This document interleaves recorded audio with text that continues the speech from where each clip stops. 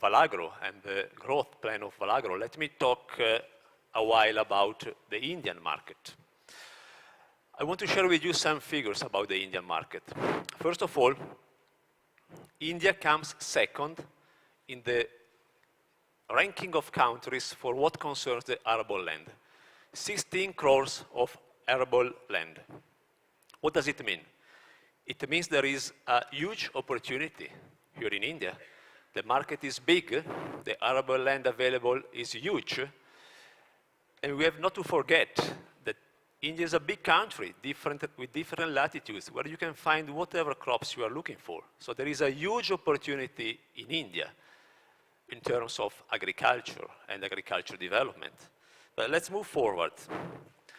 45% of the workforce is engaged in agriculture. Is it good? Can be. Can be good. Let's see, let's move forward, and we will see how good it is.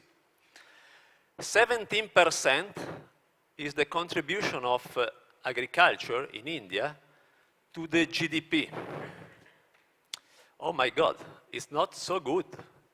There is a clear mismatch between the potential of this country in terms of agriculture, arable land, 45% of the workforce engaged in agriculture, and the results delivered by agriculture, only 17%. Why? There is a so clear mismatch. Let's move forward. 70% percentage of growers with less than 1 hectare. Fragmentation is one of the important limiting factors of our agriculture. One of the most important limiting factors of Indian agriculture. If you own 1 or less than 1 hectare, how you can invest? How you can progress? Most likely you are producing and eating. You are maintaining your family, but you cannot ask me to invest if I own less than 1 hectare. 45% percentage of land with access to irrigation. That's another point to be discussed. We have seen how strong is the dependence of the Indian agriculture from monsoon. If monsoon are good, we are happy.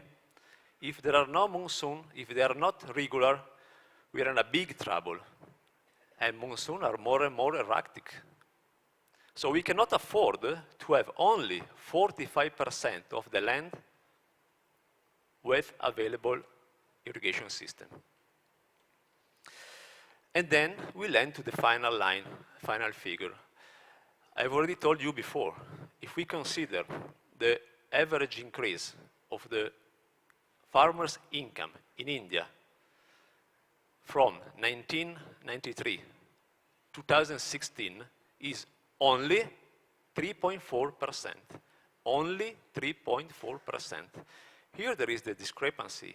Here we can understand the discrepancy between the potential of India, arable land, any kind of crops you can imagine, you can find here, and results delivered.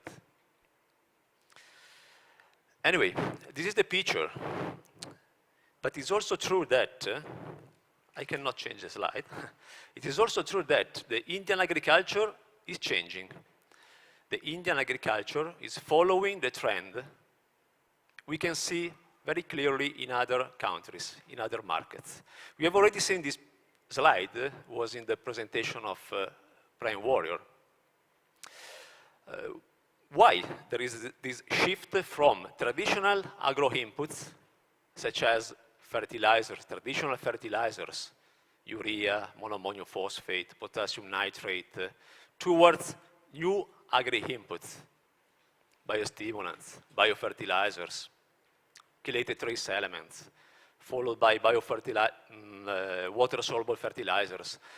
The shift is because of the more and more strong request of healthy food.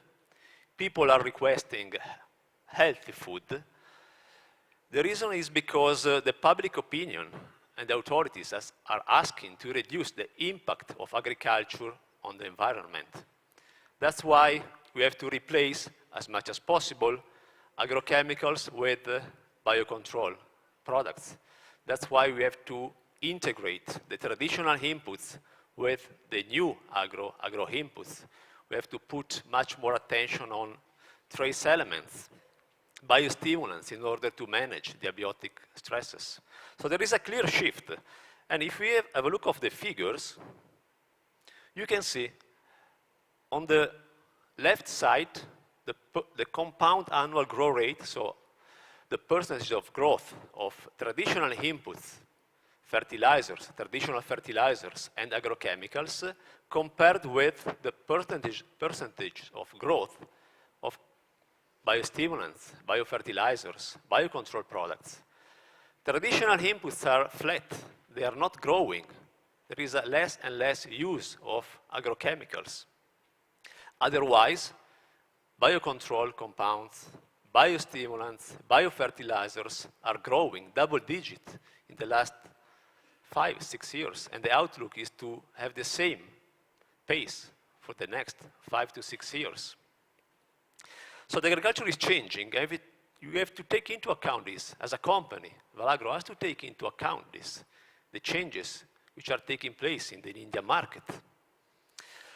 Now, coming to Valagro, how we shape our business model to fit with the Indian agriculture needs. First of all, I want to say it's a matter of coherence. Valagro in India is coherent with the mission and the vision of Valagro worldwide. What is our mission? In very few words, because many times you heard people talking about mission and vision, and at the end you don't understand what people mean. What is the mission of Valagro? Very simple. We provide innovative and efficient solution for the plant nutrition and the plant care. Our vision, even simple. We believe is it possible to develop and provide to our customers innovative and efficient solution in a sustainable manner. What is a business model? We said Valagro is shaping its business model to fit with the Indian market needs. The business model basically is our company see the market. Our company decide to approach the market. What Valagro does? Sorry. Our business model is based on a technical approach. We have people in field, our technical sales manager, our technical sales specialist, our area managers, our product managers, our crop managers.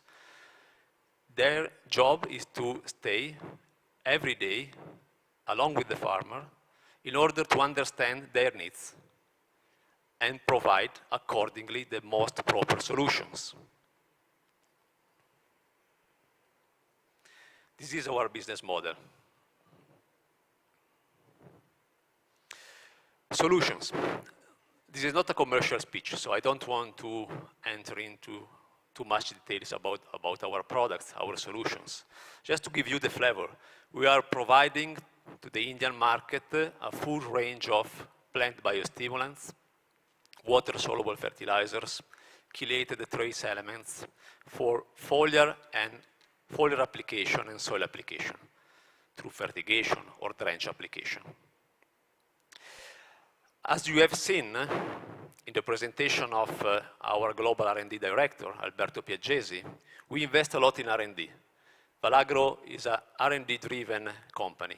Every year, Valagro invests 4% of the gross turnover in R&D. This allows us to propose, to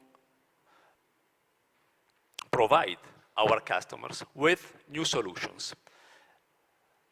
In 2018, Valagro is going to introduce in India a line of products specifically developed for the raw crops, We were discussing with someone here in the room about the raw crops. Yield on, a biostimulant for increasing the crop yield, raw crops yield, Opifol, an NPK specifically developed for the raw crops, namely cotton, rice, soybean, corn. We are going to introduce a new line of microbials, including biofertilizers, biostimulants, and biocontrol. Being an R&D-driven company, an R&D-based company, we have also a pipeline of products. In this slide, you can see the current pipeline of Valagro.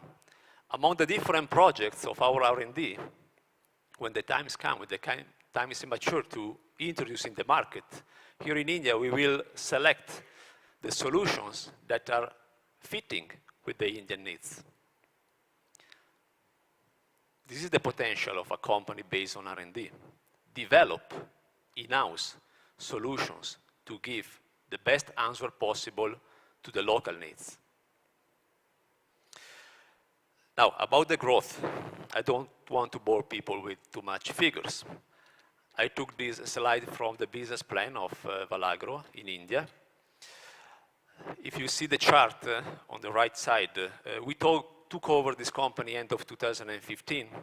2016, we have started our restructuring, our integration process with Valagro. Meantime, we were able to move forward the company, and we have achieved 11.8 crores of turnover. 2017, the integration process was still ongoing, but we were able to double the turnover, closing 22.7 crores. Now our plan is to grow, is to invest in India and to grow. And if you have a look of our business plan, 2022 we are supposed to reach 96.2 crores. What are the drivers behind this growth plan? There are many.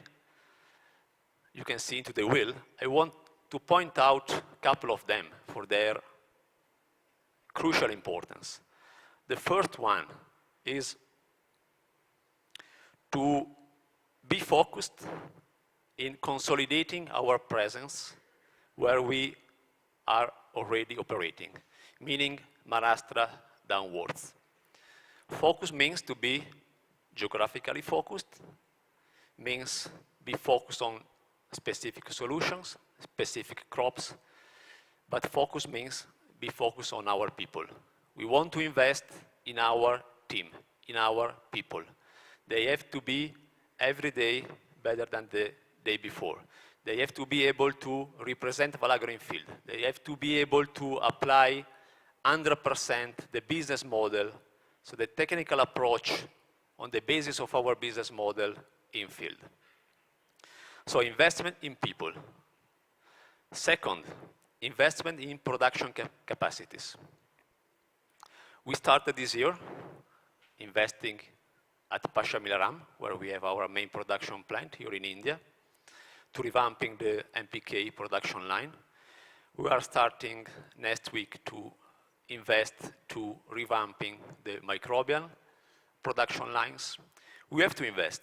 Why? Because India will be the first subsidiary of Valagro in a few years. Why? Because India will be the production hub for the Asia-Pacific region. So our subsidiaries in the Asia-Pacific countries, our national distributors in the Asian-Pacific countries will be served through Valagro India. More, Valagro India will be the production hub for the microbial-based solutions for the entire Valagro group. So we will provide our microbial-based solution to Valagro SPA, and through Valagro SPA to all the subsidiaries, to all the distributors of Valagro in the 80 countries where Valagro operates. That's the future of India for us.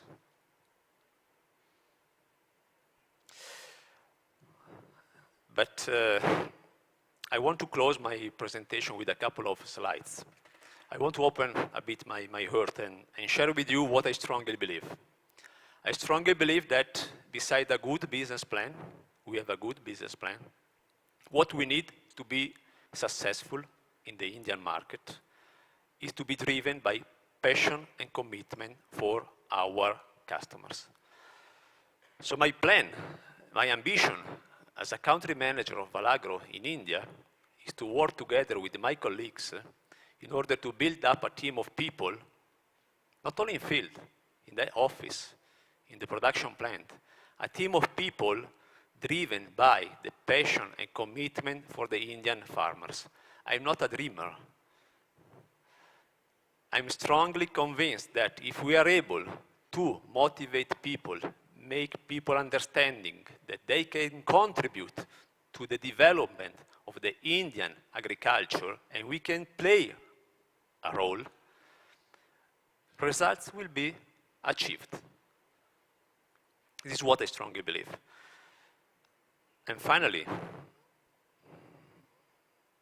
I think that what I'm trying to disclose to you, what I think, can be properly expressed by this sentence in Hindi. Our people have to serve the Indian farmers, tan, man, dan. I don't know if the pronunciation is correct. I apologize. But I strongly believe if you are able to create a team of people convinced this is true, we will be successful. Thank you. Thank you for your attention.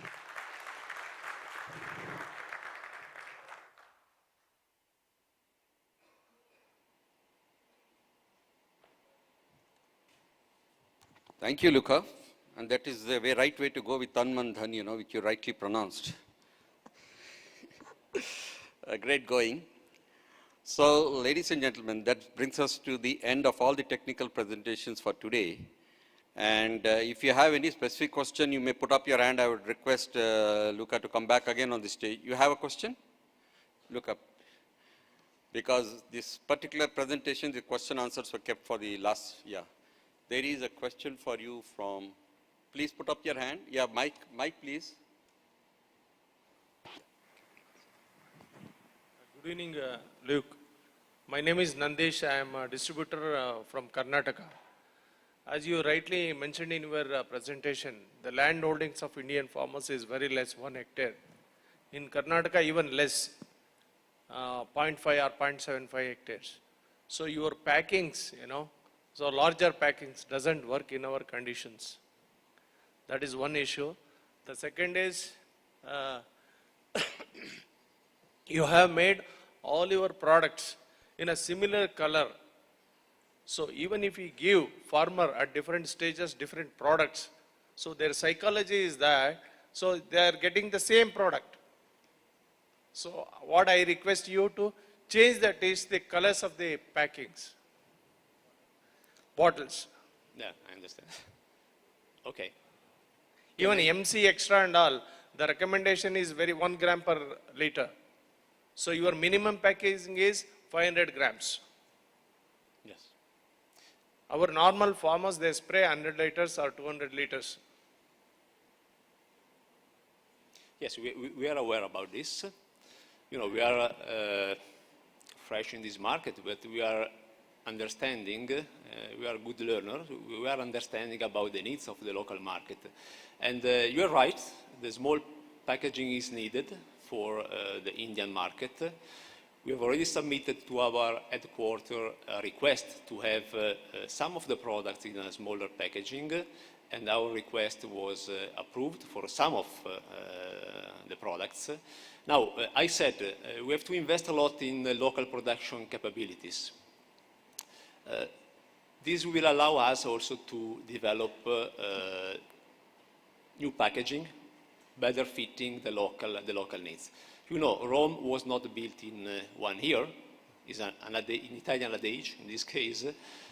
But we are aware of it. We are perfectly right. Yes, we need to develop, above all for orchards, for vegetables, smaller packaging. We are working on it. And about the color is a bit more difficult to be changed from our side, I mean from the subsidiary side, because it's a decision taken at the central level, at the global headquarter level. What we can do is to improve our effort in field in order to make people have a better understanding about the difference of the product. We can develop eventually marketing materials in order to explain the difference of the product. This is what I think, this is what comes at my mind now. But we can sit and discuss if it is a specific issue, how we can manage it. Thank you. Thank you. Thank you. Any other question? There is one. Mike, Here.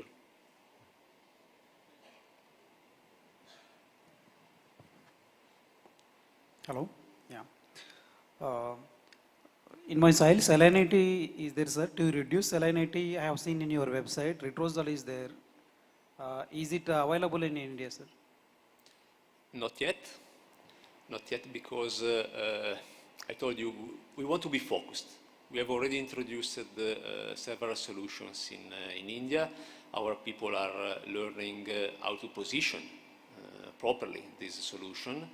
When we talk about products like biostimulants, we have to consider they are peculiar products. I mean, it's not an NPK. You know how many kg, how many quintals you have to supply for each hectare. What is the phenological stage to apply? You know very well from the beginning what we have to do. It's not EDTA zinc. You know how many grams we have to apply. In case of biostimulant, our effort every time we enter in a new geography is to fine-tuning the technical positioning of the biostimulants.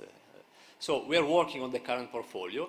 Retrosal is a fantastic solution for the soil salinity. What we are discussing with our headquarter is to introduce in 2019, most likely, Retrosal for the first time. Now we are focused on the current solution.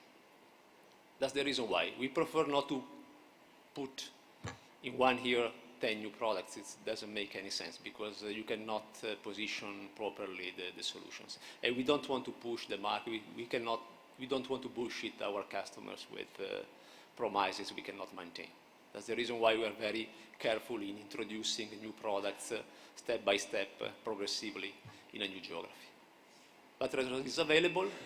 We know it's a good solution. There are already available solutions in our portfolio which can help you to manage the soil salinity.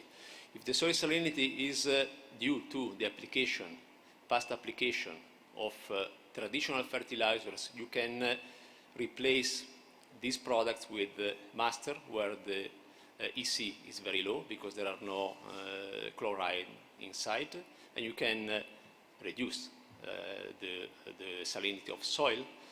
Otherwise, you can apply over the top of the crops megafol. That is another solution to mitigate, increase the crop resilience to salinity. So there are already available solutions. Of course, Retrosal is very specific, but we can manage since now the issue of salinity quite well. We have to understand also the reason of your salinity, if it is related to the soil type or due to the overuse of fertilizers in the past. Solid. Okay. I hope I answered your question. Anybody else? Any question? Other questions?